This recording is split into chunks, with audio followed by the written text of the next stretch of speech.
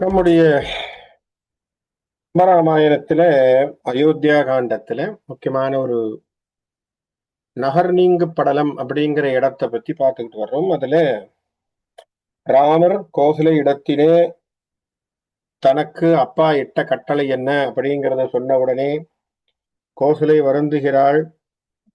பின்பு தயரதனிடத்திலே நாம் போய் பேசி அப்பா உன்னோட வந்துடுறேன்னு சொல்லும் பொழுது மனைவியாக உனக்கு கணவனுக்கு ஆற்ற வேண்டிய காரியங்கள் இருக்கு, ஆகவே நீ இருந்துடு அப்படின்னு சொல்லி அம்மாவை சமாதானப்படுத்தி கடமையை சொல்லி சமாதானப்படுத்தி அம்மாவை ஒரு வழியாக நிக்க வைக்க கௌசல்யா தேவியார் என்ன செய்யறாங்கன்னா, நான் தயரதனிடத்திலே நேரா போய் இந்த விஷயத்தை சொல்லி அவரிடத்திலேயே உனக்கு காட்டுக்கு போகாம இருக்கிறதுக்கு என்ன உத்தரவோ அதை வாங்கி கொண்டு வருகிறேன் என்கின்ற எண்ணத்திலே தயரதன் இருக்கின்ற மாளிகைக்கு கௌசல்யா செல்லுகிறாள். அதே சமயத்திலே அம்மாவை நமஸ்காரம் பண்ணிட்டு தன்னுடைய சின்னம்மா என்று சொல்லக்கூடிய சுமித்திரையினுடைய கோவிலை ராமன் அடைகிறான். அதுக்கப்புறம் இங்கே கௌசல்யா தயரதனை பார்க்கின்ற இடத்தை தான் காட்டுறார். அங்க போனதை பத்தி அப்புறமா பேசுவார். அங்க போக தயரதன் தரையிலே விழுந்து கிடப்பதை பார்த்து அவள் ஓ என்று அலறி, ஐயோ ராமா, உங்களுக்கு ராஜா உங்களுக்கு என்ன நடந்தது என்ன என்று கேட்க அவள் வருத்தப்பட, ஏன் இப்படி கீழே விழுந்திருக்கீங்க அப்படிங்கிற மாதிரி எல்லாம் அவள் சத்தம் போட, அந்த சத்தத்தினுடைய சமாச்சாரமானது மண்டபத்திற்கு எதிரொலிக்க மண்டபத்திலிருந்து வசிஷ்டரானவர் அந்த அரண்மனைக்குள்ளே வரார். அவர் வந்தவர் பார்க்கிறார். பார்த்த இடத்திலே தயரதன் இறந்தவனாக தெரியவில்லை, ஆனால் அசைவிற்கு ஏதோ மூர்ச்சையானவனாக இருக்கிறான். ஆகவே என்ன பிரச்சனை அப்படிங்கிறத நம்ம தெரிஞ்சுக்கலாம் அப்படின்னு சொல்லி கைகேயி இடத்திலே நடந்தது என்ன என்று கேட்கின்ற இடத்துல நம்ம நிறுத்தணும். ஞாபகம் எனக்கு அந்த இடத்துல இருந்து ஆரம்பி. கைகேயி இடத்திலே வசிஷ்டன் கேட்டவுடனே கைகேயி வசிஷ்டனிடத்திலே நிகழ்ந்தவையை கூறுகிறாள். அவ என்ன சொல்றாங்கிறத பார்ப்போம். என்னா உண்ணா முனிவன் இடரால் ஆழிவாள் துயரம் சொன்னாள் ஆகாள் என முன் தொழு கேகையர்கோன் மகளை அன்னாய் உரையாய் அரசன் அயர்வான் நிலையன் என்ன தன்னால் நிகழ்ந்த தன்மை தானே தெரிய சொன்னாள். இப்ப இந்த வார்த்தை ரொம்ப முக்கியமான வார்த்தையா படுது. என்ன அப்படின்னா, தன்னால் நிகழ்ந்த தன்மை தானே தெரிய சொன்னாள் என்று சொன்னால் என்ன அர்த்தம்? அவள் நடந்த விஷயத்தை தானே தன்னுடைய வாயாகவே தன்னால் நடந்த விஷயம் என்ன, தன்னால் அங்கே நடந்த துன்பம் என்ன என்பதை தானே சொன்னதாக இங்கே கம்பன் எடுக்கக்கூடிய விஷயத்துல ஒரு விஷயத்தை கவனிக்கணும். என்னன்னா, அவள் உண்மையை மறைக்கவில்லை. புரியுறதா? உண்மையை மறைக்கல. அவ பொய் சொல்லியிருக்கலாம். என்ன சொல்லியிருக்கலாம்? நான் சும்மா சொன்னேன், இவர் கேட்டு தலையில இப்படி மயங்கி கீழே விழுந்துட்டார், எதையோ ஒண்ணு சொல்லியிருக்கலாம். ஆனா அவள் அந்த வார்த்தையை சொல்லவில்லை. அவள் என்ன சொல்றார்? கம்பன் சொன்ன வார்த்தையை வச்சு நான் இன்டர்பிரட் பண்றேன். என்ன சொல்றார்? தன்னால் நிகழ்ந்த தன்மை தானே தெரிய சொன்னாள். என்னால என்ன நடந்தது அப்படிங்கிற விஷயத்தை தானே அவளே உறக்கச் சொன்னவள் போல் சொல்கிறாள். அப்படிங்கிற விஷயத்துல என்ன தெரிய வருது? அவள் எல்லாவற்றையும் சொன்னாள் என்று சொன்னால் மந்தரை தனக்கு ஆலோசனை சொன்னதையும் செய்துதான் சொல்லியிருப்பாள். கரெக்டா? மந்திரை என்று சொல்லக்கூடிய கூனி அவளுக்கு கொடுத்த ஆலோசனை, அதை முதலிலே அவள் நிராகரித்ததும் பின்பு அவள் சொன்ன சமாதானத்தை ஏற்றுக்கொண்டதும் பிறகு அதற்கு இசைந்து தானும் இந்த முடிவை எடுத்ததும் பின்பு தயரதன் வந்த பிறகு அவனிடத்திலே பிடிவாதமாக இதை சொன்னதையும் வசிஷ்டன் இடத்திலே அவள் சொல்லியிருக்க கூடும் இல்லையா? அப்ப வசிஷ்டருக்கு இந்த விஷயம் தெரிஞ்சிருக்கு. இப்ப வசிஷ்டர் தெரிந்த பிறகு என்ன சொல்றார்? மன்னனை பார்த்து ஒரு சமாதானம் சொல்றார். என்ன சொல்றார்? அப்பா, சொற்றாள் சொல்லா முன்னம் சுடர்வாழ் அரசர்க்கு அரசை பொன் தாமரை போல் கையால் பொடிசூழ் படி நின்று எழுவி. அப்படின்னார் வசிஷ்டர் போய் அவர் கையை பிடிச்சு நேராக தயரதனை கொஞ்சம் தூக்கி விடுறார். தூக்கி என்ன சொல்றார்? கற்றாய் அயரேல். என்ன சொல்றார்? படிச்சவன் பாணி, வருத்தப்படாதேங்கிறார். இங்க கம்பன் சொல்லக்கூடிய குறிப்பென்ன? அயர்வு, சோர்வு, துக்கம் என்பது படித்தவன் மிகவும் அந்த துன்பத்தை எடுத்து கொள்ளக்கூடாது. இல்லையா? கற்றாய் அயரேல் அப்படிதான் என்ன அர்த்தம்? அயர்வு, சோர்வு, ஐயோன்னு டிஜெக்ட் ஆகி உட்கார்றது யார் செய்யக்கூடாது? படிச்சவன் செய்யக்கூடாது. அப்படின்னா என்ன அர்த்தம் சார்? படிச்சா விவேகம் வரணும். புரியுதா? படிச்சவனுக்கு விவேகம் வேணும். விவேகம் வர்றதுனால இது இன்னதால் வந்தது, இன்ன வினை பயன்கள் இப்படி இருக்கு, இது விதியின் பயன் என்பதை பற்றியான தெளிவு மனசுல இருக்கும். ஆகவே தான் அவன் என்ன செய்வான்? அயர மாட்டான். ஆனால் படிக்காதவனுக்கு என்ன வரும்? அயர்வு வர சான்ஸ் இருக்கு. இல்லையா? அதைத்தான் அழகா வள்ளுவர் சொல்றார், எதிரதா தாக்கும் அறிவினார்க்கில்லை அதிர வருவதோர் நோயின்னா. எதிரதா தாக்கும் அறிவினார்க்கில்லை. என்ன வருதுங்கிறது அறிவில்லாதவனுக்கு ஒண்ணுமே தெரியாது. ஐயோ அம்மா கொய்யாமையான்னு கத்தம் போடுவான். ஏன்? அவனுக்கு படிப்பறிவு இல்லை. ஏன்னா அவனுக்கு புத்தி இல்லை. ஏன்னா அதை பத்தி சிந்திக்கக்கூடிய சிந்தனை இல்லை. சிந்தனை இல்லாதவனுக்கு எல்லாம் சோர்வே. எதிரதாத்தார்க்கும் அறிவினார்க்கில்லை. அப்ப அறிவில்லாதவனுக்குத்தான் இந்த வருத்தங்கள்.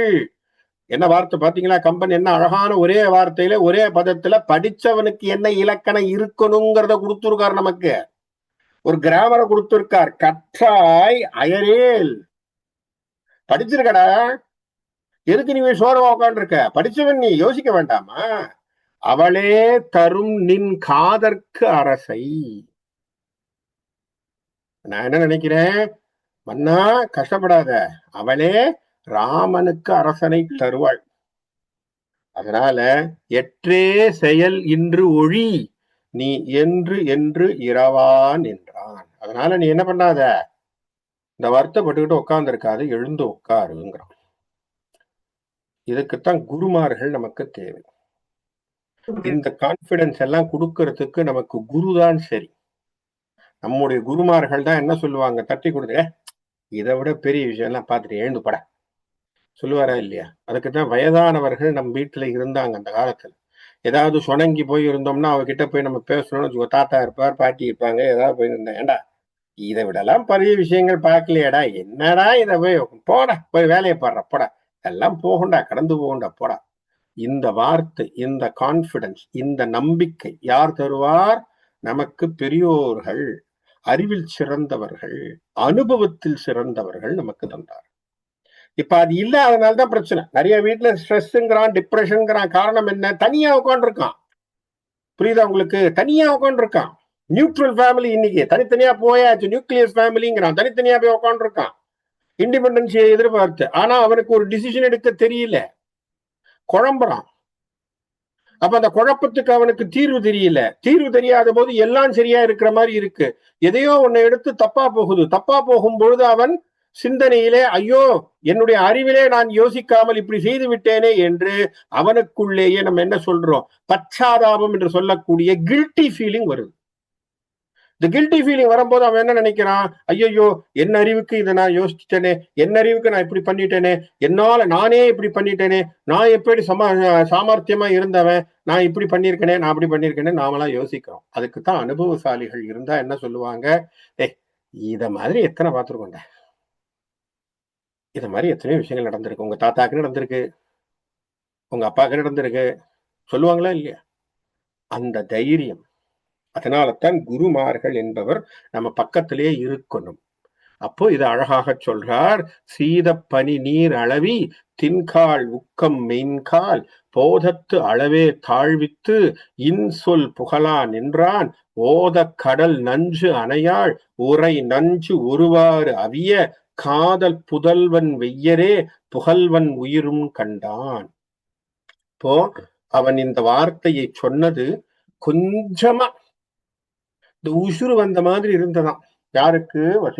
வசிஷ்டன் இந்த வார்த்தை சொன்னது தயரதனுக்கு கொஞ்சமா என்னன்னா அப்படி அழகான ஒப்புமைகள் தர்றார். எப்படி அப்படின்னா அப்படியே இந்த என்ன வேகக்கூடிய இடத்துல அப்படியே வெந்து தணிக்கக்கூடிய இடமாக இருக்கக்கூடிய இடத்துல ஒரு குளிர்ச்சியான காத்து எப்படி அடிச்சதோ இல்லையா, அந்த மாதிரி இருக்கக்கூடிய இடத்துல இன்சொல்லை சொல்லி அவனை அந்த துயரம் என்கின்ற கடலிலிருந்து அவனை வெளியே கொண்டு வந்து, கவலைப்படாத, இது நடக்காது, கைகேயியே ராமனை காட்டுக்கு போக வேண்டாம், நீ நாட்டை ஆள் என்று சொல்வாள்னு தன்னம்பிக்கையை கொடுத்து அவனை ஊக்கம் பண்ணி அவனை வெளியில கொண்டு வந்திருக்கார். சரியா? அப்படி செய்திருக்கார். காணா ஐயா இனி நீன் ஒழிவாய் கழிவேர் அவலம் ஆண் நாயகனே இனி நாடு ஆழ்வான். நீ கவலைப்படாத, நான் பேசுறேன் கைகேயோடு, நான் பேசி என்ன பண்ற சமாதானப்படுத்தி ராமன் ஆண் நாயகன், அருமையான வார்த்தை, ஆண் நாயகன் புருஷோத்தமன் பேர். அதனாலதான் ராமனுக்கு புருஷோத்தமன் பேர். இப்ப ஆண் நாயகன் அவன் என்ன பண்ணுவான்? இனி நாடு ஆழ்வான். கவலைப்படாது, இடையூறு உளாதோ, கவலைப்படாது. மானா உரையாள் தானே தரும், நீ கவலையப்பட, அவளா கொடுப்பா, அவளே கொடுப்பா. அந்த மாதிரி நான் பேசுறேன். மாமழையே அணையான் பூனாது ஒழிவான் எனின் யாம் உளமோ பொன்றேல். ஏன் கவலைப்படுறப்பா? அவன் மீண்டும் அந்த அரசானது அவனுக்கு கிடைக்கும், நாங்கள்லாம் இருக்கிறோம் இல்ல, ஏன் கவலைப்படுற, நாங்கள்லாம் பேசுறோம் என்று வசிஷ்டன் நம்பிக்கையோடு தயரதனுக்கு சொல்கிறான். என்ன காரணம்? நம்பிக்கை, இந்த ஊட்டம் தான் தயரதனுக்கு இந்த இடத்திலே தேவைப்படுது. என கீழே டிஜெக்டாய் விழுந்திருக்க, அவனை கை தூக்கி எழுப்பி அவனிடத்திலே ஒரு விஷயத்தை சொல்லணும். அதுக்கு குருதான் அங்கே வர வேண்டும். அந்த குரு அழகாக சொல்லி அவனை எழுப்புகிறார். எழுந்து வெளியில உட்காரு அப்படின்னு சொல்லி தசரதன் வசிஷ்டனிடத்திலே சில வேண்டுகோளை வைக்கிறான். என்று அம்முனிவன் தன்னை நினையா வினையேன் இனி யான்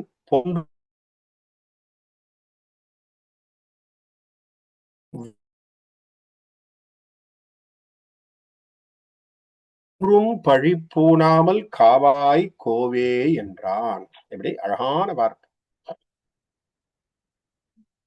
என்ன சொல்றான்?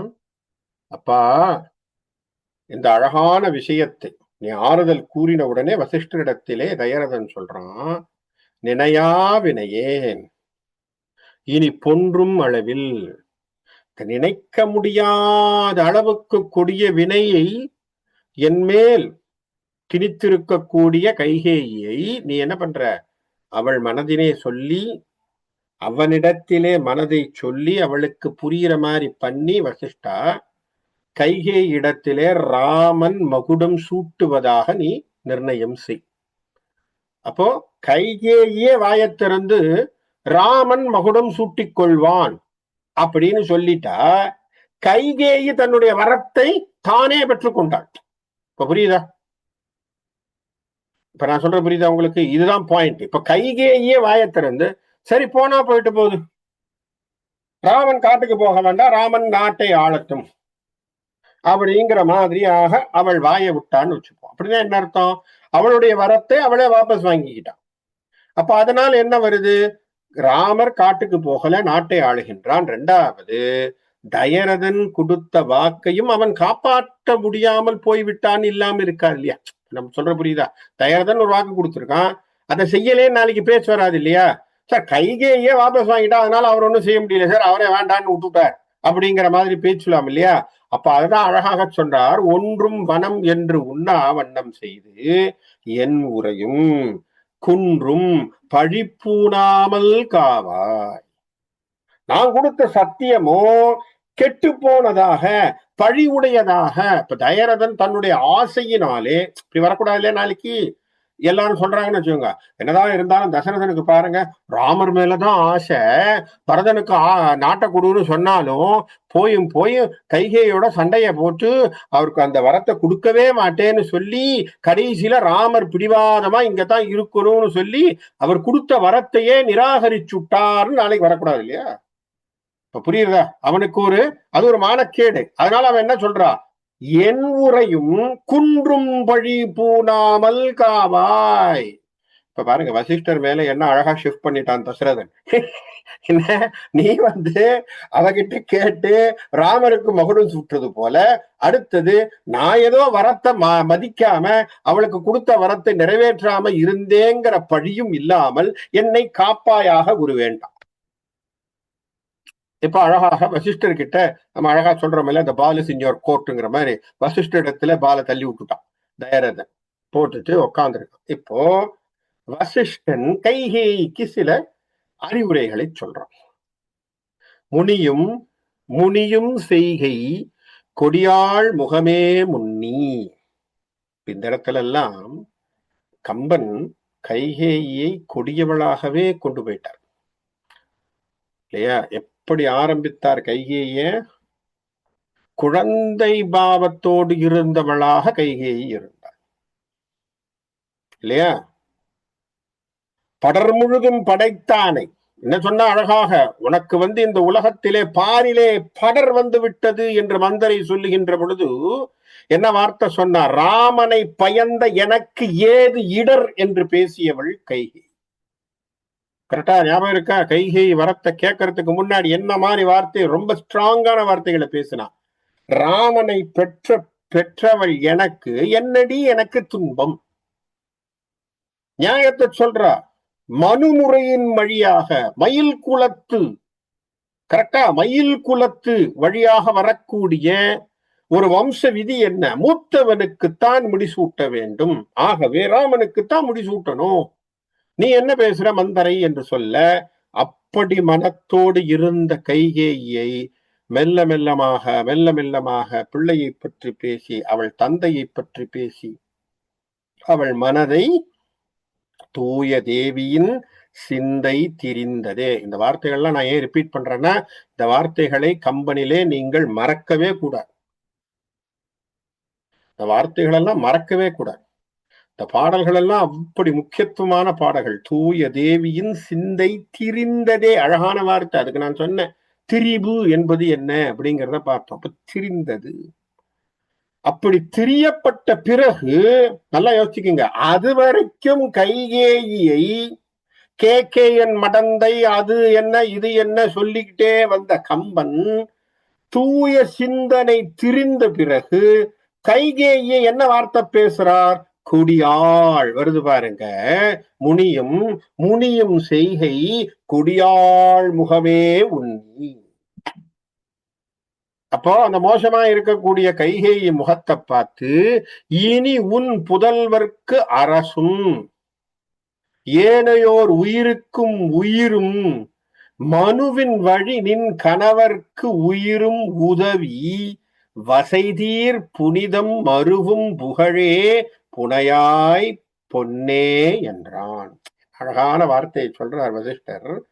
ரொம்ப ஈஸியா பிரீஃபா கரெக்டா என்ன வார்த்தை சொல்லணுமோ சொல்றேன். இதுதான் நம்ம தெரிஞ்சுக்கணும்.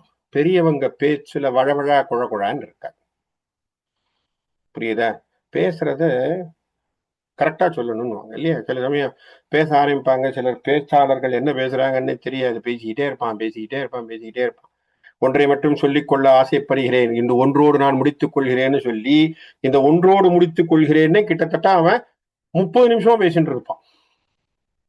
அவன் கடைசி வரைக்கும் எப்ப முடிக்கிறான்னு யாருக்கும் தெரியாது. இப்படியே பேசிட்டு இருப்பான். ஆகவே பேச்சுல வளவளா குழகுழான்னு இருக்கப்படாது. வசிஷ்டர் என்ன அழகாக பேசுகிறார். இனி உன் புதல்வர்க்கு அரசும் அப்படின்னா யார பேசுறாரு? ஒரு ராமனுக்கு குடுன்ட்டாரு. நேரடியா சொல்லிட்டான். இப்ப எந்த இடத்துல பிரிக்கல பாருங்க. வசிஷ்டன் கைகேயிடத்திலே ராமன் உன் பிள்ளைங்கிற வார்த்தையை ஹிண்ட் பண்றான். உன் புதல்வருக்கு அரசும் ஏனையோர் உயிருக்கும் உயிரும். அப்படின்னா என்ன அர்த்தம்? மற்றவர்களுக்கெல்லாம் உயிருக்கு உயிராய் இருக்கக்கூடிய மனு வழியில் வந்த உன்னுடைய கணவனுக்கு உயிரும் உதவி செய். அப்ப என்ன அர்த்தம்? தசரதன் ராமன் காட்டுக்கு போனால் மாண்டு போவதற்கு சித்தம் என்பதை வசிஷ்டன் புரிந்து கொண்டான். அவனுக்கு நடக்கிறது தெரியாம இல்ல, அடுத்தது என்ன நடக்க போகுதுன்னு தெரியும். ஆகவே தான் அவர் இந்த ஹிண்ட கைகை இடத்திலே சொல்றார். என்ன சொல்றார்? அம்மா புரிஞ்சுக்கோ, எல்லாருக்கும் உயிருக்கு உயிராக இருக்கக்கூடிய ராமனுக்கு அரச கொடுத்துரு. அவன் இருக்கிறதுனால என்ன ஆகும்? மனு வழியிலே வந்திருக்கக்கூடிய உன் கணவனுக்கும் உயிர் உதவியை கொடுக்குற, உயிரும் உதவி, அவனுக்கு உயிர் கொடுக்குற. அது மட்டும் இல்ல, உனக்கு என்ன ஆகும்? வசை தீர், உன்னை யார் நாளைக்கு திட்ட மாட்டாங்க இல்லையா? சார் ஒரு தடவை சொல்லிட்டா சார், அவ ஆசையா சொன்னா சார், அதுக்கப்புறம் அவ வாபஸ் வாங்கிட்டா சார். தயரதனை பார்த்தா அவளுக்கு மனசு ஒரு கஷ்டமா போச்சு, ராமனை பார்த்த உடனே அவளுக்கு மனசு கஷ்டமா போச்சு, அதனால அவன் என்ன சொல்லிட்டா, வாபஸ் வாங்கிட்டா சார், அதனால ஒன்றும் பிரச்சனை இல்லை, முதல்ல சொன்னாங்க, அதுக்கப்புறம் பிரச்சனை எல்லாம் சால்வ் ஆகி போச்சு அப்படின்னு சொன்னா வசை பாட மாட்டார்கள் இல்லையா மக்கள்? வசை தீர்ந்து விடும், வசை தீர் புனிதம் மருகும் புகழே. உனக்கு என்ன ஆகும்? நல்ல பேர் தான் கிடைக்கும், கவலைப்படாத, புனையாய் பொன்னே. ஆகவே அந்த பேர் எடுக்கிறதுக்கு கஷ்டப்படும், அதுக்கு நீ முயற்சி என்று வசிஷ்டன் மிக தெளிவாக சுருக்கமாக அவளிடத்திலே சொன்னான். சொன்ன உடனே மெய்மான் வினைவேர் அறவென்று உயர்வான் மொழியாய் முன்னம் விம்மா அழுவாள். இப்ப இவதான் பிடிவாதத்திலே இருக்காளே, இவ எதை சொன்னாலும் மாற்றக்கூடாதுங்கிற ஒரு குணத்திலே உட்காண்டிருக்காளா? இவர் இந்த விஷயத்தை மெய்மான் வினைவேர் அறவென்று உயர்வான். எப்படி?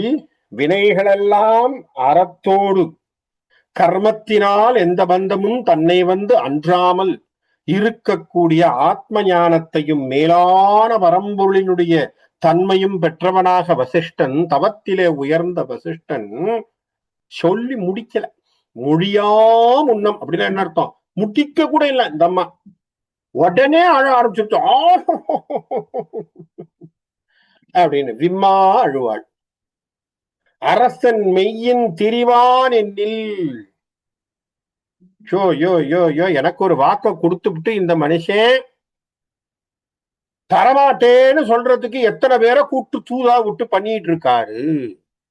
அரசன் மெய்யின் திரிவான் என்னில். அப்போ அவர் செய்யாமல் இருக்கிறதுக்கு இந்த விஷயங்கள் செய்வார் என்றால், இம்மான் உலகத்து உயிரோடு இனி வாழ்வு உகேன். நான் இனிமே இருக்கிறது வாய்ப்பு இல்லை, நான் என்ன பண்றேன்? உயிர் விட்டுறேன். என் சொல் பொய் மாமற்கு இன்றே பொன்றாது ஒழியேன். அப்படி அவர் சொல்லல, அப்படி அவர் இந்த விஷயத்தை, இந்த வாக்கை, கொடுத்த வாக்கை அவர் செய்யவில்லை என்று சொன்னால் நான் இறக்காமல் இருக்க மாட்டேன். இப்ப நல்லா யோசிக்கணும். குலகுரு, பெரியவர் வசிஷ்டர், வம்சத்துக்கு தலைவர் இல்லையா? குலகுரு வந்து சொல்ற, நீ கேட்டுக்கோ, இதை மாத்திக்கோன்னு.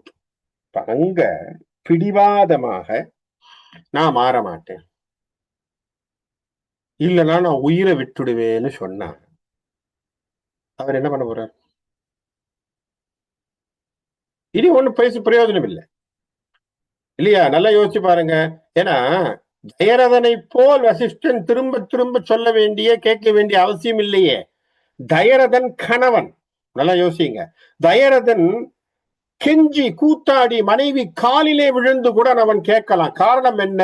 கணவன் மனைவி இடத்திலே இருக்கக்கூடிய உறவு முறையோ, வேண்டுதலோ, பேச்சோ வேற. குலகுருக்கு அது தேவையில்லை இல்லையா? நான் ஒரு அட்வைஸ் கொடுக்குறேங்க உங்களுக்கு, நீ இது செய்யுமா, செஞ்சா நல்லதுன்ட்டு. நான் கேட்க மாட்டேன், ஐயோ எனக்கு நீங்க இதெல்லாம் பண்றீங்க ஓ ராமான்னு அழுதா நான் என்ன பண்ண முடியும்? அடப்போ, உன் தலையெழுத்து என்னவோ அப்படின்ட்டு போயிட வேண்டியதுதான் இல்லையா? வசிஷ்டர் சொல்லிதான் பார்க்க முடியும். சொன்னாலும் கேட்கல. கேட்காத போது நடக்கின்ற அவலத்தை பார்த்து, தயரதனுடைய நிலையையும் பார்த்து, முழுக்க முழுக்க அழகான விஷயம், முழுக்க முழுக்க இருக்கக்கூடிய எல்லாவற்றையும் துறந்தவனாகிய வசிஷ்டன் பேசுறார். கொழுநன் துஞ்சம் எனவும் கொள்ளாது உலகம் எனவும் பழிநின்று உயரும் எனவும் பாவம் உளது ஆம் எனவும் ஒழிகின்றிலை அன்றியும் ஒன்று உணர்கின்றிலை யான் இனிமேல் மொழிகின்றன என என்ன முனியும் முறை அன்று என்பான். என்ன சொல்லிட்டான் அழகாக? கணவன் இறந்து போவான்னு நான் சொல்றேன். சொன்னானா என்ன சொல்றான்? தயரதனுக்கு உயிர் குடுன்னு பேசியிருக்கார். அப்படிதானே சொன்னார். உயிருக்கு உயிரைத்தா, கணவனாகிய தயரதனுக்கு உயிரைத்தா அப்படின்னு சொன்னான். கேட்கல. கணவன் இறந்து போவான்னு சொன்னாலும் அடம்பிடிக்கிறான். எனக்கு அவர் கொடுத்த வாக்க காப்பாற்றணும், இல்லைன்னா நான் செத்து போயிடுவேங்கிறான். சரியா? கொள்ளாது உலகம். இப்போ உலகம் இக்கருத்தை ஏற்றுக்கொள்ளாது. எது? கணவன் இறந்து படுவான் என்று சொன்னாலும் கேட்காமல் அழுது அடம்பிடிக்கின்ற கைகேயினுடைய கருத்தை உலகம் ஏற்றுக்கொள்ளப் போவதில்லை. கொள்ளாது உலகம் எனவும் பழி நின்று உயரும். உனக்கு பழிதான், உன் மீது பழிபாவங்கள் வந்து விழும் என்று சொல்லும். பாவம் உளது ஆம் எனவும் உன் மீது பாவச் செயல்கள் வந்து சேரும். ஆகவே ஒழுகின்றிலை, நீக்கிக் கொள்ளவில்லை. அதனால நான் என்ன சொல்றேன்? அன்றியும் ஒன்றும் உணர்கின்றிலை. நான் சொன்னதை புரிஞ்சுக்கவும் மாட்டேங்கிற. அதனால வசிஷ்டன் சொன்னா, யா இனிமேல் மொழிகின்றன என், நான் இனி சொல்லி பிரயோஜனம் என்னன்ட்டான். எப்படி? நான் பேசி என்ன பிரயோஜனம் உன்கிட்ட? நான் சொல்லி பிரயோஜனம் இல்லை. என்ன முனியும் முறை அன்று என்பான். நீ செய்யும் செயல் நேர்மை இல்லம்மா, அவ்வளவுதான் நான் என்னால சொல்ல முடியும். உன்கிட்ட பேசி பிரயோஜனம் இல்லை. ஏன்னா நீ பிடிவாதம் பிடிக்கிற. கண்ணோடாதே கணவன் உயிர் ஓடு இடர் காணாதே, புண்ணோடு ஓடும் கனலோ விடமோ என புகழ்வான். என்னே தீயோ மாய பேயோ கொடியாய் நீ இம் மண்ணோடு உன்னோடு என்னாம் வசையோ வலிதே என்றான். இங்கத்தான் அழகான ஒரு விஷயத்தை அழகாக கிருபானந்த வாரியார் சுவாமிகள் கூட சொல்லுவார். வசிஷ்டன் முற்றும் துறந்தவன், கோபத்தையும் துறந்தவன் இல்லையா? கோபதாபங்கள் துறந்தவன். எல்லாவற்றையும் துறந்த வசிஷ்டனுக்கே இங்கே கைகேயினுடைய செயல் கிட்டத்தட்ட கோபத்தை மூட்டியது, எரிச்சலை தந்தது. என்ன வார்த்தை சொல்றார்? பெண்ணோ தீயோ மாய பேயோ. எப்படி வசிஷ்டர் வாயால் என்ன வார்த்தை வருது பாருங்க. பெண்ணோ, அம்மா பொம்பளையா நீ? நெருப்பு போல இருக்கியே, நெருப்பு மாதிரி கக்கிரியே. மாய பேயோ, நீ என்ன பேயான்னு? கொடியாய் கொடுமைக்காரியா இருக்கியே. நீ இம் மண்ணோடு உன்னோடும் என்னாம் வசையோ வலிது. நீ இருந்த என்ன பிரயோஜனம்? உனக்கு இனிமேல் வசைதான் வரப்போகிறது. பழி என்பதுதான் உன் மீது சுமத்தப்பட போகிறது. நல்லா யோசிச்சு பாருங்க. இந்த இடத்துலதான் கைகேயினுடைய கேரக்டரை யோசிக்க வேண்டியதா இருக்கு. எப்படி உதித்தவள் கைகேயி, எப்படி மாண்போடு இருந்தவளான கைகேயி இங்கே எங்க வந்து வசை வாங்கி கொள்கிறாள்? வசிஷ்டரே நிந்திக்க கூடிய அளவிற்கு அவளுடைய கேரக்டர் இறங்கி போச்சு இல்லையா? ஒரு முனிவன் கிட்டத்தட்ட திட்டுற,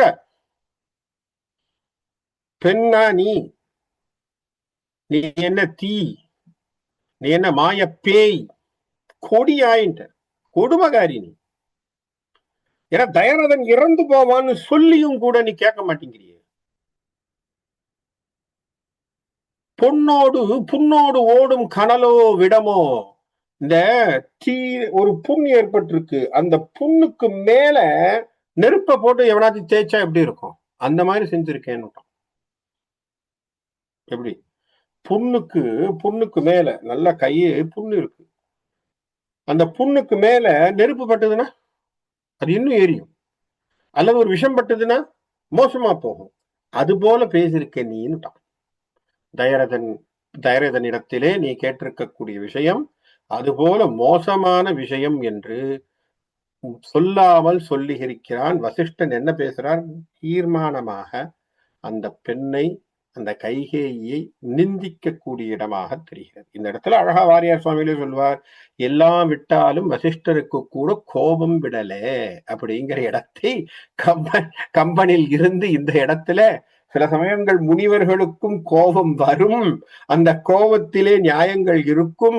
அதுல விஸ்வாமித்திரனுடைய கோபம் ஒரு மாதிரி, வசிஷ்டனுடைய கோபம் ஒரு மாதிரி, எங்கே கைகேயை நிந்தித்த இடம் அப்படின்னு சொல்லி அழகாக எடுத்து காட்டுவார் வாரியார் சுவாமிகள். ஆகவே இது நமக்கு என்ன தெரியுது, சில இடங்களிலே தர்மத்தை மீறி இந்த விஷயங்கள் நடக்கின்ற பொழுது அவர்களுக்கும் தன்னை மீறிய விஷயமா நடக்குதேன்னு சொல்லி கோபம் வரத்தான் செய்யுது. சரியா? ஆனா அவங்க கோபத்துக்கும் நம்ம கோபத்துக்கும் வித்தியாசம் என்ன, நாம் தனிப்பட்ட முறையிலே பொருளார்ந்த விஷயத்திலே புராய்ந்தமான உலகத்திலே நம்முடைய சுயநலத்திற்கு கோபப்படுகின்றோம். அவர்கள் உலக பொது நலத்திற்காக தர்மத்திற்காக அவர்களுடைய கோபம் ஏற்படும். அதுதான் ரெண்டுத்துக்கும் வித்தியாசம். அதனால்தான் அவர்கள் முனிவர்களாக ரிஷிகளாக மகான்களாக ஜொலிக்கிறார்கள். நம்முடைய கோபத்தினால நம்ம என்ன பண்றோம், நாம கீழே தான் இறங்குறோம். ஏன்னா நம்ம கோபப்பட்டோம்னா நம்முடைய விஷயங்கள் என்ன, நாம கீழே தான் இறங்குறோம். ஆகவே இதனாலே தான் நாம் இங்கே உட்கார்ந்து கொண்டிருக்கிறோம். சரி, அப்ப வசிஷ்டர் சொல்லிட்டார், என்ன நீ பண்ணிட்டது தப்பு, உனக்கு பழிதான் வந்து சேரப்போகுதுன்னு சொன்னான். வாயால் மன்னன் மகனை வனமேகு என்னா முன்னம் நீயோ சொன்னாய் அவனோ நிமிர் கானிடை வெண் நெறியில் போயோ புகழோ தவிரான் புகழோடு உயிரை சுடுவென் தீயோ நின்போல் தீயார் உளரோ செயலென் என்றான். இப்பவும் சொல்றார் அழகா, புகழையும் உயிரையும் எரிக்கக்கூடிய கொடுநெருப்பானாக இருக்கக்கூடியவளே, தசரதன் இடத்திலே வாயால் மன்னன் மகனை வனம் ஏகு என்னா எப்படி சொன்ன, ராமனை பார்த்து காட்டுக்கு போன்னு சொல்லியிருக்கு.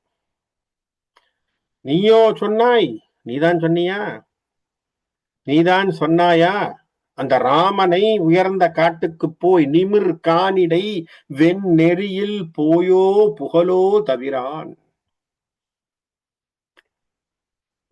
ஒரே ஒரு விஷயம் என்னன்னா, ராமனிடத்திலே ஒரு விஷயம் சொல்லப்பட்டது என்று சொன்னால், மனதிலே ராமன் சங்கல்பம் செய்து கொண்டான் என்று சொன்னால், ராமன் அந்த செயலை செய்யாமல் இருக்க மாட்டான். இது வசிஷ்டருக்கும் தெரியுது. அதனால்தான் அழகாக சொல்கிறார். என்ன சொல்றார் பாருங்க, இங்க திரும்பவும் இந்த இடத்தை படிக்கிறேன். அவனோ யார், ராமனோ யார போன்னு சொன்னா, வனம் ஏகு என்னா முன்னம் நீயோ சொன்னாய், நீ தானப்ப சொன்ன, நீயே சொன்னாயா, பெரிய விஷயமா இருக்கு. அவனோ யார், ராமனோ நிமிர் கானிடை வெண் நெறியில் போயோ புகழோ தவிரான்.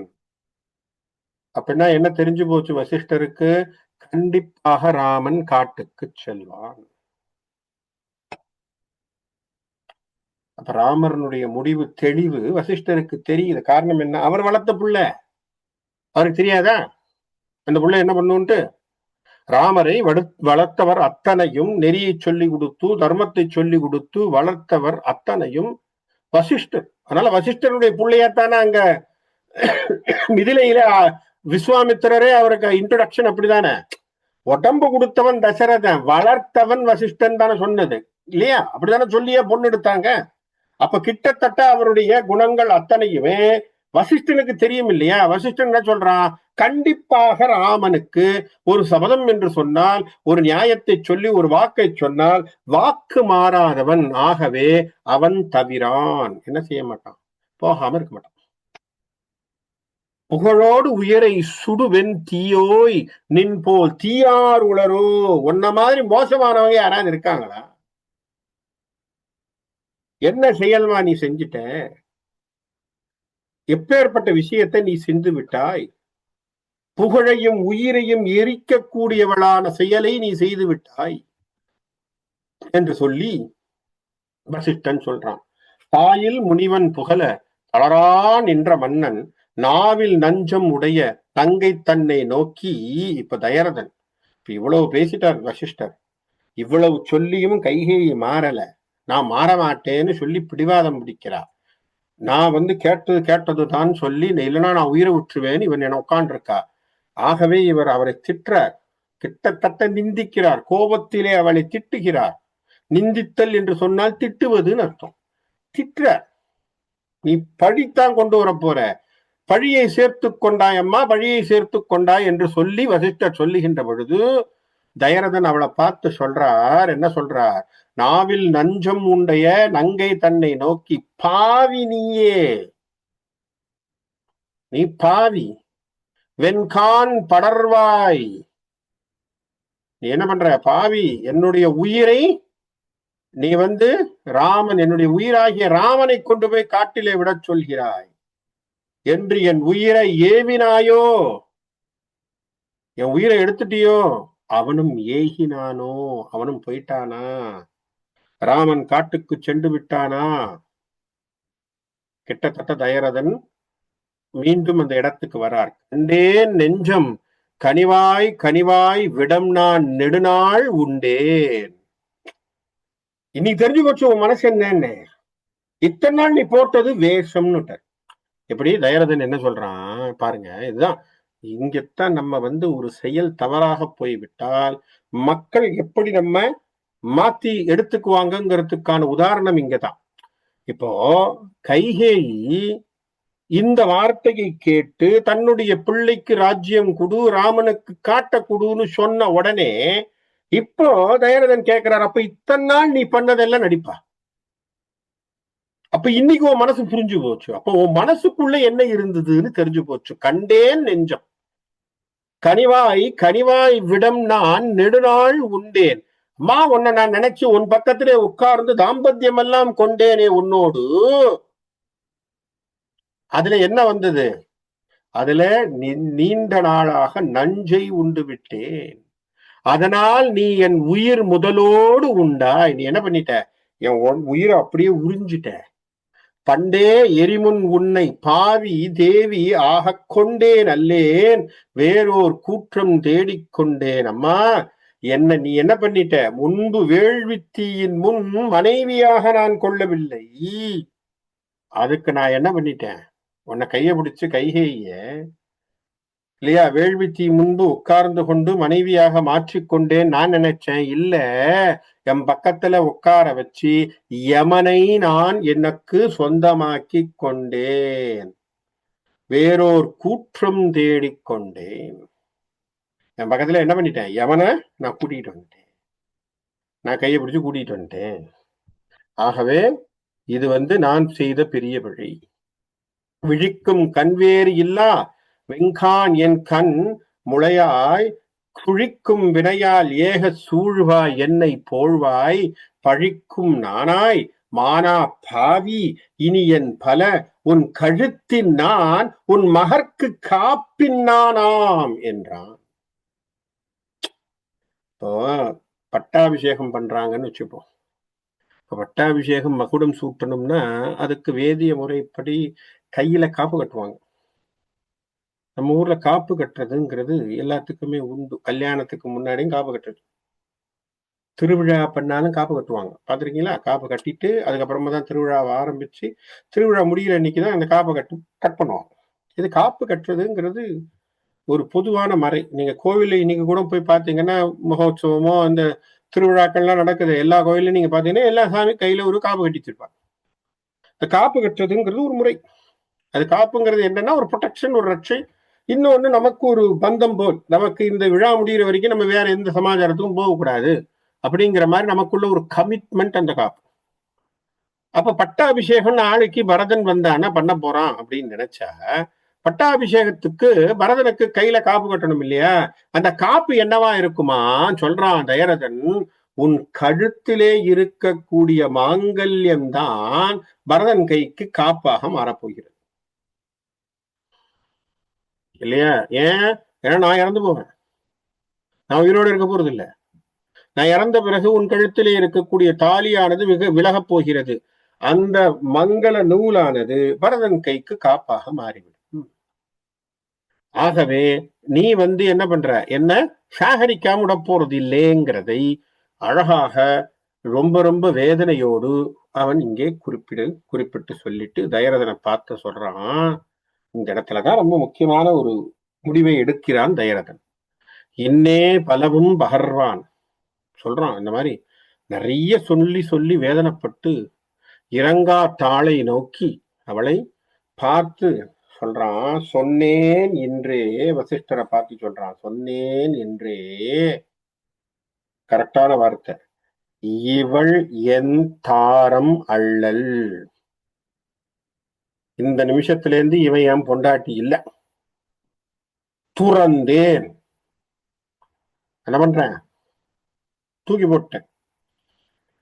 மண்ணே ஆவான் வரும் அப்பரதன் தன்னையும் மகன் என்று உன்னேன்.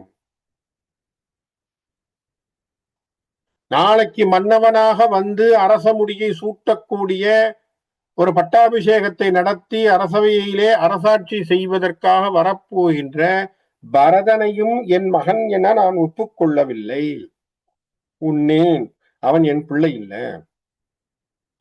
ஆக கைகேயி என் மனைவி இல்லை, பரதன் என் பிள்ளை இல்ல, முனிவா அவனும் ஆகான் உரிமைக்கு, இந்த இடத்த ரொம்ப முக்கியமா ஞாபகம் வச்சுக்கோங்க, அவனும் ஆகான் உரிமைக்கு, அவனுக்கு எந்த உரிமையும் இல்ல, மகன் என்கின்ற உரிமை இல்லை. இது ரொம்ப முக்கியமான பாயிண்ட். ஏன் இந்த வார்த்தையை சொல்லுகிறான் என்று சொன்னால், இந்த கோடிட்டு நான் சொல்றேன் காரணம், தயரதன் இறந்த பிறகு இப்ப 4 சகோதரர்கள்ல மூத்தவன் ராமன், மூத்தவனுக்குத்தான் கொல்லி வைக்கிற உரிமை. கரெக்டா? நல்லா யோசிங்க, நல்லா யோசிங்க. நான் சொல்றதெல்லாம் வந்து உங்களுக்கு நம்முடைய கலாச்சாரத்தோடு சம்பந்தப்பட்டது. மூத்தவன் ராமன், ராமனுக்குத்தான் கொல்லி வைக்கக்கூடிய உரிமை இருக்கு அப்பாவுக்கு. ராமன் இல்லாத போது யாருக்கு? அடுத்தவனாக இருக்கக்கூடிய பரதனுக்கு. கரெக்டா? ஆனால் இந்த இடத்துல முனிவனிடத்திலே என்ன சொல்லிவிட்டான்? என் பிள்ளைக்கு உரிமை கிடையாது, பரதன் என் பிள்ளை இல்ல, அவனுக்கு உரிமை கிடையாதுன்னு சொல்லிட்டார். ஆகவேதான் தயரதனுக்கு சடங்கை சத்ருக்கனன் செய்வான். கம்பராமாயணத்துல சரியா? வால்மீகியில பரதன் தான் செய்யறான். புரியுதா உங்களுக்கு? இந்த இடத்துல ஒரு வித்தியாசம் இருக்கு.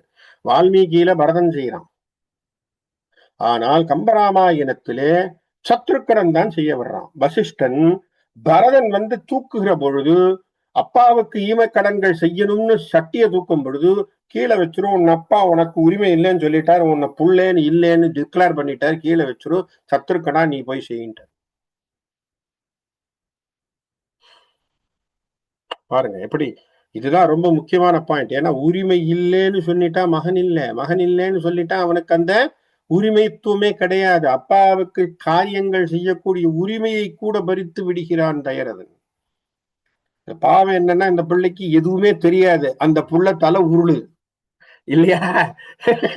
பாவம், அவன் எதுவுமே பேசல, அவன் எதையும் சொல்லல, அவனுக்கு இதுக்கு சம்பந்தமே இல்லை, அவன் எங்கேயோ இருக்கான், அவன் எங்கேயோ அவங்களுடைய தாத்தா வீட்டுல உட்காந்துருக்கான். பாவம், அந்த பிள்ளைக்கு எதுவுமே தெரியாது. அவன் இருந்திருந்தா கூட அம்மாவை கண்ணாமின்னு திட்டிருப்பான். ஆனா அவன் இல்லாத போது அவங்க அம்மா இவன் பேரை உருட்டி, அவங்க அப்பா இவனை என் பிள்ளையே கிடையாதுங்கிற மாதிரி அவனை தள்ளி விட்டு, இப்ப எவ்வளவு ஒரு சங்கடத்திலே பரதனை கொண்டு போய் சேர்த்து விட்டார்கள் என்று பார்க்கின்ற பொழுது பரதனுடைய சங்கடம் நமக்கு கஷ்டமாத்தான் இருக்கு. யோசிச்சு பாருங்க, கம்பராமாயணத்துல பரதனுடைய சங்கடம் எவ்வளவு பெரிய சங்கடம். நீங்க ஊருக்குள்ள வரீங்க சார், உங்களாலத்தான் ராமன் காட்டுக்கு போனான்னு மக்கள் பேசுவாங்களா, பேச மாட்டாங்களா? பரதனை பார்த்து, இந்த ஆள் பத்தியா இவனுடைய வந்தான் இவனாலத்தான் அப்படின்னு சொல்லி எல்லாரும் ஜாடமாடையா பேசும்போது பரதனுக்கு எவ்வளவு கஷ்டமா இருந்திருக்கும். அவனுக்கு ராமன் மீது அதீதமான மரியாதை, அவ்வளவு மரியாதை இருக்கு. இப்ப அவங்க அம்மா செஞ்ச செய்கையினாலே பரதனுக்கு அவப்பெயர். அது மட்டும் இல்லாமல் அவனால வெளியில காட்ட முடியல, கடமைகள் செய்ய முடியல, ஈமக்கடன்கள் செய்ய முடியல, அவனுடைய உரிமைகள் பறிக்கப்படுது. மன வேதனையில எந்த அளவுக்கு அந்த புள்ள புழுங்கி இருக்குங்கிறத நம்மால் உணர முடிகிறது. இதுதான் கம்பராமாயணத்துல படிக்கிறதுனா எல்லாம் சேர்ந்து படிக்கிறதுன்னு பேரு. நாம் அந்த கேரக்டரா மாறினாத்தான் புரியும். பரதனாக நம்மை மாற்றிக்கொண்டு பார்த்தால் பரதனுடைய ஒவ்வொரு அசைவும், அவனுடைய மனவேதனை நாம் கண்டிப்பாக நம்மால் புரிந்து கொள்ள முடியும். ஆனா பாவம் அந்த இடத்துல இல்ல, பிள்ளையே இல்ல. ஆனா பிள்ளை இல்லைன்னு அவர் திறந்துட்டார், அவனுக்கு உரிமையும் கிடையாதுன்னு. மனைவியை துறந்தார், பிள்ளையும் கிடையாதுன்னு. ஆகவே பரதன் தன்னையும் மகன் என்று உன்னேன் முனிவா, அவனுக்கும் அவனும் ஆகான் உரிமைக்கு என்று சொன்னார் இல்லையா? இனிமே அவனுக்கு எந்த உரிமையும் கிடையாது எனக்கு செய்ய. எனக்கு செய்ய அப்படின்னு என்ன உரிமை கிடையாது. இப்ப உடனே இந்த உரிமை கிடையாதுன்னா இப்ப மகன் இல்லைன்னு சொல்லிட்டா அதுக்கப்புறம் அவன் எப்படி ராஜ்யத்துல உட்கார முடியுங்கிறது கிடையாது. எனக்கு ஈமக்கடன்கள் செய்வதற்கு அவனுக்கு உரிமை இல்லை, அவன் இனிமே தொடப்படாதுன்னு. இதெல்லாம் பார்த்துக்கிட்டு உட்காந்துருக்கான் யாரு? கோசலை. இங்க அவ கண் முன்னே இத்தனையும் நடக்குது. கோசலைக்கு மன வருத்தம் பொங்கிக்கிட்டு வருது. என்னை கண்டும் ஏகாவண்ணம் இடையூறு உடையான் உன்னை கண்டும் இலானோ என்றான் உயர் கோசலையை பின்னை கந்தன் அணையான் பிரியா கண்ட துயரம் தன்னை கண்டே தவிர்வாள் தளர்வாள் நிலையில் தளர்வாள். அப்படியே பாக்குறா. என்னன்னா ஒரு பக்கத்துல கோசலையினுடைய கஷ்டம் பாருங்க, ஒரு பக்கத்துல தன்னுடைய அன்பு மகன் காட்டுக்கு போறான். இதுல இன்னொரு கூடுதல் நடக்க போகுது. என்ன? சீதையும் சேர்ந்து போறான். அது அப்புறம் நடக்க போகுது இல்லையா? போக வேண்டியது ராமர் மட்டும்தான். இப்ப ராமரோட சேர்ந்து லக்ஷ்மணன் கிளம்புறேன்றாரு. லக்ஷ்மணன் கிளம்பின உடனே சீதையும் தானும் வருகிறேன் கிளம்பிடுவா. இப்ப என்ன கிட்டத்தட்ட கௌசலையினுடைய நிலை என்ன? அரண்மனையில அட்லீஸ்ட் மருமகள் இருக்கா, மருமகளோடு இருக்கலாம்னு பார்த்தா மருமகளும் கிடையாது இப்போ. அப்ப என்ன உட்கார்ந்துருப்பா அவ? தயரதனும் கிடையாது. தயரதனை இறந்து போறான், மாண்டு போறான். இப்ப யார் அவளுக்கு துணை? கோசலையினுடைய நிலையை பாருங்க. இதெல்லாம் இது நம்ம காவியத்தை பார்க்கும்போது ராமாயணம் என்னப்பா சூப்பரா இருக்கு, ராமருக்கு என்னப்பான்னு நம்ம பேசிட்டு இருக்கோம். எவ்வளவு கஷ்டங்களை இந்த அவதாரங்களும் சந்தித்திருக்கிறது என்பதை நாம் எல்லோரும் புரிந்து கொள்ள வேண்டும். இத்தனை கஷ்டத்தை பார்க்கும்போது நாம நல்லா தான் இருக்கிறோம் நினைச்சுக்க வேண்டியது இல்லையா? இத்தனை கஷ்டத்தை பார்க்கும்போது நாம பரவாயில்ல சார், நம்ம நல்லா தான் வச்சிருக்கிறோம் ஆண்டவன் நம்ம நினைச்சுக்க வேண்டியதான். எவ்வளவு சங்கடங்களை, எவ்வளவு சுமைகளை, எவ்வளவு விஷயங்களை அவர்கள் எதிர்நோக்கி கொண்டு அந்த அவதாரமானது முன்னே செல்கிறது அப்படிங்கிறத நம்ம பார்க்கிறோம். கோசலை தளர்கிறாள். என்னன்னா ஒரு பக்கத்துல புள்ள காட்டுக்கு போறான், இன்னொரு பக்கத்துல தயரதனை பார்த்து கஷ்டப்படுறா. என்ன காரணம்? இவர் வாக்கு கொடுத்திருக்காரு. இப்ப ராமன் காட்டுக்கு போகாம நாட்டிலே இருக்கின்றான் என்று சொன்னால் தயரதனுடைய வாக்கு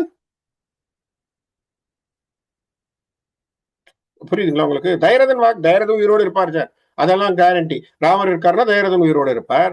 அப்ப தயரதன் உயிரோடு இருக்காருன்னா வச்சுப்போம். ராமன் காட்டுக்கு போகல உட்கார்ந்துருக்கான்னு வச்சுப்போம். இப்ப தயரதனுடைய வாக்கு பொய்த்து விடுகிறது. அது நாளைக்கு ஒரு அவப்பேர் இல்லையா? வாக்கு தவறிய மன்னன்னு பேச மாட்டாங்களா? எவ்வளவு சிக்கல் பாத்தீங்களா? இதுக்கு பேரு தான் தர்ம சங்கடம்னு பேர். இது புரியுதா? இது பேருக்கு தான், இதுக்கு பேரு தான் அழகான வார்த்தை தர்ம சங்கடம். இதை செய்யலாமா, இதை செய்யக்கூடாது. இப்ப புரியுதுங்களா உங்களுக்கு? தர்ம சங்கடம்னா என்ன? ரெண்டும் அறமாக இருப்பதாக தோன்றுகிறது, எதை செய்வது என்கின்ற குழப்பம்தான் தர்ம சங்கடம். நாம என்ன சொல்றோம் தெரியுமா? யாரோ ஒருத்தர் கூப்பிடுறான், ஏன் கோயிலுக்கு வரலையா? உடனே இன்னொருத்தன் கேட்கறான், பக்கத்து வீட்டுல பர்த்டே பார்ட்டி இருந்தது, எனக்கு பர்த்டே பார்ட்டிக்கு போறதா கோவிலுக்கு போறதான்னு ஒரே குழப்பம், தர்ம சங்கடமா இருக்குங்கிறான். அடப்பாவி, எதுக்கு தர்ம சங்கடம்? பர்த்டே பார்ட்டிக்கு போறதும் கோவிலுக்கு போறதும் ஈக்குவலா? இதுக்கு தர்ம சங்கடம்னு பேசிக்கிறோம். புரியுதா நான் சொல்றது? அது தர்ம சங்கடமே கிடையாது. தர்ம சங்கடம் என்று சொன்னால் இரண்டும் அறம் போல் இருத்தல் அவசியம். ரெண்டுல எதுங்கிற ஆல்டர்னேட்டிவ் எடுக்க முடியாம இருக்கிறது. புரியுதா உங்களுக்கு? இப்போ ராமன் காட்டுக்கு போக வேண்டாம்னு ஆசைப்படுறேன், அது அறம் தான். என்ன அறம்? அதனால் தயரதன் உயிரோடு இருப்பான், அது மிகப்பெரிய அறம். தயரதன் உயிரோடு இருப்பது மிகப்பெரிய அறம். ஆனா பிரச்சனை என்ன? தயரதன் வாக்கு தவறியவனாக மாறிவிடுவான், அங்க தர்மம் மீறப்படுகிறது. புரியுதா உங்களுக்கு? அந்த இடத்துல சிக்கல் வந்துருது. அப்ப இதுதான் அவர்களுக்கு பிரச்சனை. அப்ப இதுக்கு என்ன சொல்யூஷன்? இதுக்கு என்ன சொல்யூஷன்? ஒன்னே ஒண்ணுதான், கைகேயியா மனம் மாறினா தான் உண்டு. எப்படி பாருங்க, ஒரு இக்கட்டான நிலை பாருங்க. இதெல்லாம் தான் ராமாயணத்துல நம்ம யோசிக்க வேண்டிய இடங்கள். நாம இந்த பத்தியான விஷயங்களை யோசிக்க வேண்டிய, சிந்திக்க வேண்டிய இடங்கள்.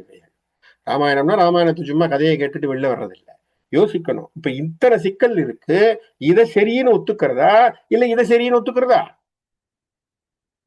எது சரின்னு சொல்றது? அப்ப ரெண்டுமே சிக்கலாக போய்விடுகிறது. ஒன்றை ஒற்றுக்கொண்டால் ஒன்று இல்லைன்னு. அப்ப வாக்க அவர் காப்பாத்துறாருன்னு சொன்னா ராமன் காட்டுக்கு போயிடுவான், தயரதன் உயிர் விடும். இப்ப ரெண்டுத்துமே சொல்யூஷன் தீர்மானம்ங்கிறது யார் கையில இருக்கு?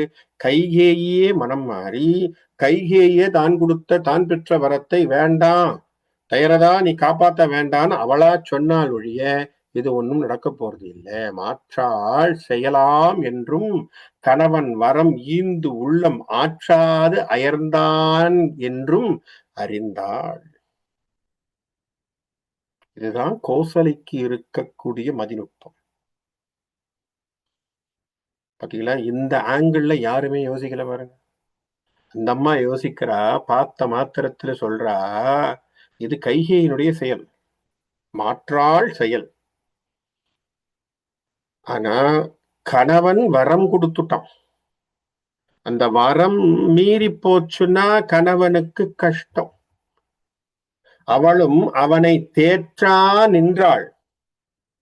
அவனை போய் தேற்றல, அப்படி நிக்கிறா. மகனை திரிவான் என்றால் அரசன் தோற்றான் மெய் என்று உலகம் சொல்லும் பழிக்கு சோர்வாள். இப்போ கோசலை, இப்ப ஒண்ணுமே இல்லை சார், கோசலை பெரியவள் தைரதன் இடத்துல ஒரு வேண்டுகோளா வைக்கிறான்னே வச்சுப்போம். கைகேயி உங்ககிட்ட வரத்தை கேட்டா ராமன் காட்டுக்கு போகணும்னு சொல்லிட்டீங்க. இப்ப நான் உங்களுக்கு அன்பு மனைவியாக முதல் பட்டத்து ராணியாக இருக்கிறவன் நான் தான் இல்லையா? லீகலி ஃபர்ஸ்ட் மேரிட் யார்? கோசலை தானே. வேற யாராவது இருக்காளா? கோசலை தானே சார் முதல் மனைவி. அதனால அவதான லீகல் ஒய்ஃப், அவங்கதான் எல்லாத்துக்குமே ஃபர்ஸ்ட். அப்போ அவங்க சொல்றாங்க, இத்தனை நாள் உங்களோட நான் வாழ்ந்த வாழ்க்கைக்கு எனக்கு ஒரு வாக்கு கொடுங்க, ராமனை காட்டுக்கு அனுப்ப மாட்டேன்னு சொல்லுங்கன்னு சொன்னாங்க. சொல்லலாமா? கேட்கறதுக்கு உரிமை இருக்கா இல்லையா? இருக்கா? இருக்கு இல்லையா? மனைவியாக அவளுக்கான உரிமை இருக்கா இல்லையா? கண்டிப்பா இருக்கு. கோசலை ஆனா கோசலை கேட்கல. அவனை தேற்றான் என்றாள். என்ன சொன்னா? மகன் திரிவான் என்றாள், அரசன் தோற்றான் மெய். நீ போகாதே, அவனை போக விடாது தடுத்துடுன்னு நாம் போய் தயரதன் இடத்திலே சொன்னால் தயரதன் செவிசாய்க்க கூடும். தயரதன் செவிசாய்த்தான் என்று சொன்னால் அவன் கொடுத்த வாக்கு பொய்த்து விடும். ஆகவே உலகம் அவனை பழிக்கும். அந்த பழிக்கு தயரதனை நான் விட தயாராக இல்லை என்று கோசலை முடிவு செய்தார்.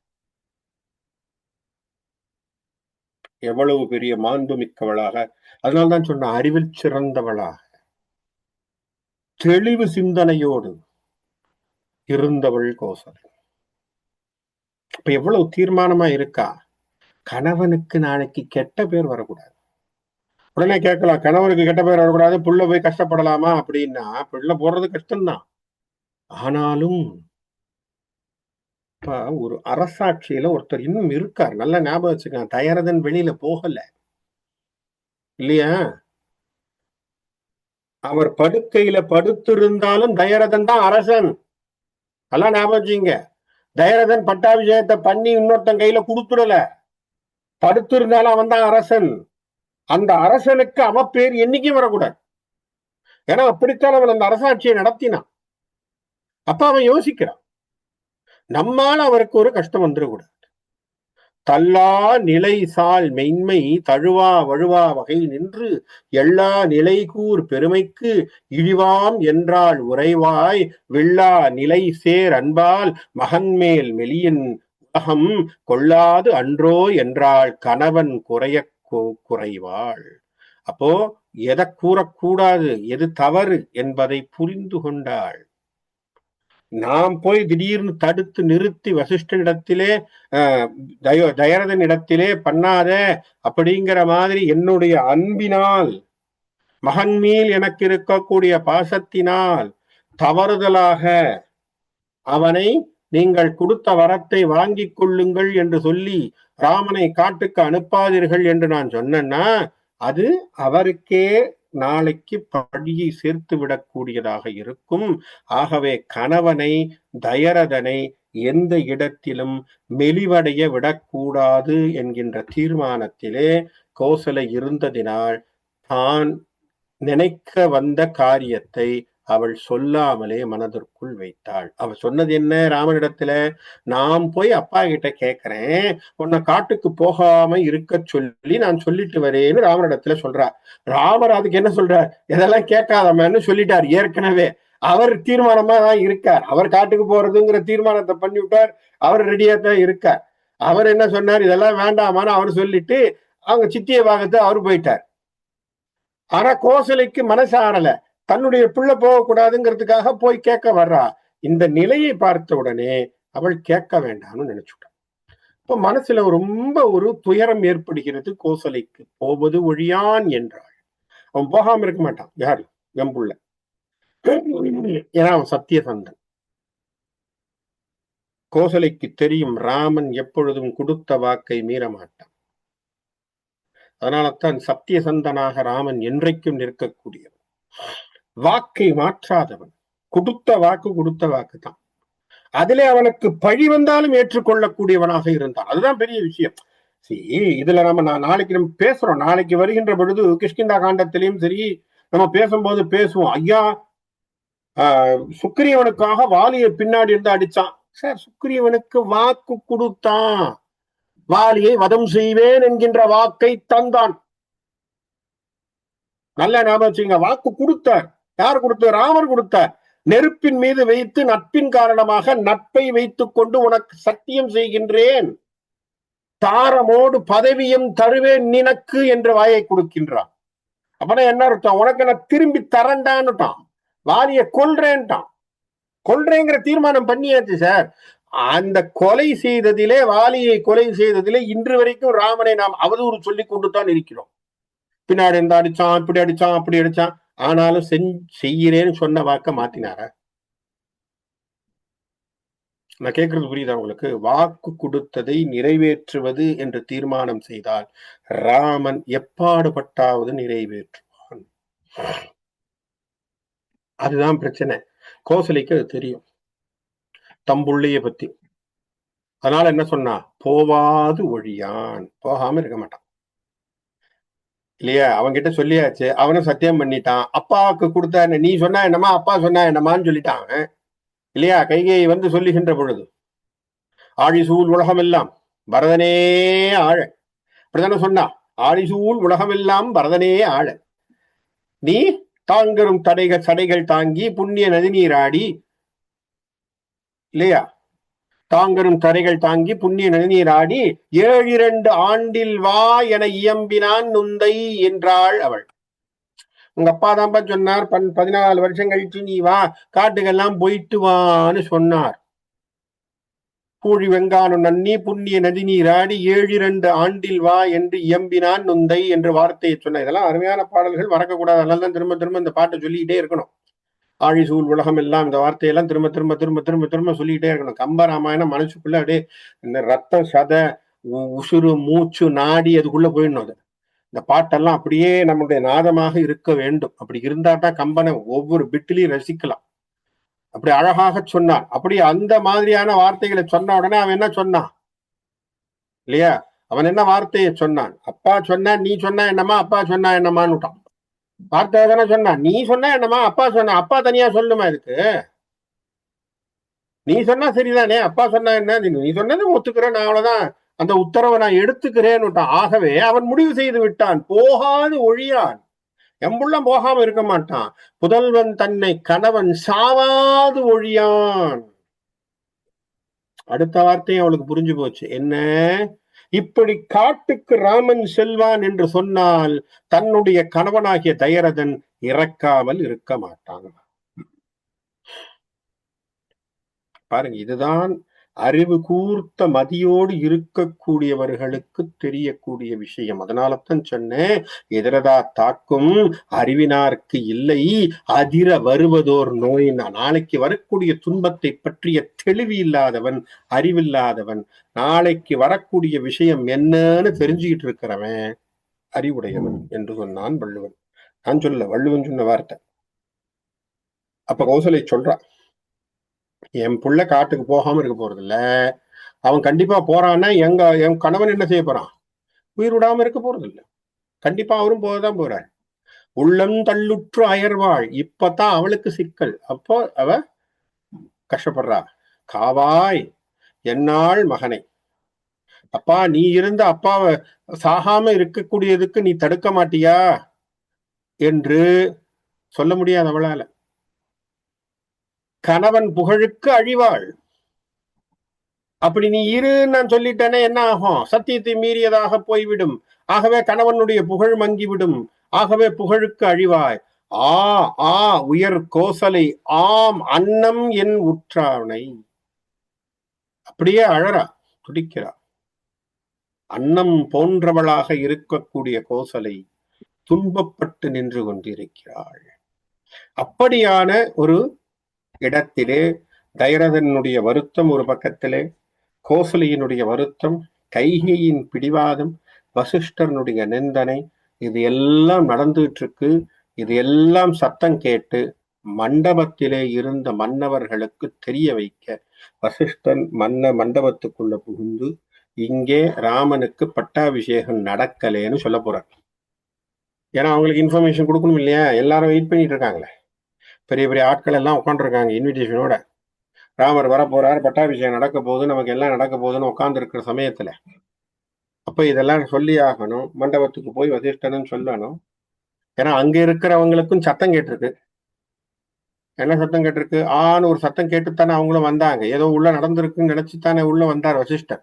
இப்ப வசிஷ்டர் போய் அங்க இன்ஃபர்மேஷன் கொடுக்கணும். இது தவிர இங்கே தயரதனுக்கு என்ன நிலைன்னு தெரியணும். அது மட்டும் இல்லாமல் தயரதன் ஏன் தனக்கு இந்த சோர்வு, தான் ஏன் இப்படி பயப்படுகிறேன், தனக்கு ஏன் இந்த மாதிரியான சோகம் ஏற்பட்டது என்பதை குறித்தான தனக்கு ஏற்பட்ட ஒரு சாபத்தையும் அவன் கோசல இடத்திலே சொல்ல வேண்டும். இதெல்லாம் வருகின்ற வாரத்திலே கம்பராமாயணத்திலே இருக்கக்கூடிய பகுதியிலே நம்ம அதெல்லாம் பார்ப்போம்னு சொல்லி இன்னைக்கு இந்த இடத்துல நாம நிறுத்திக்கிறோம்.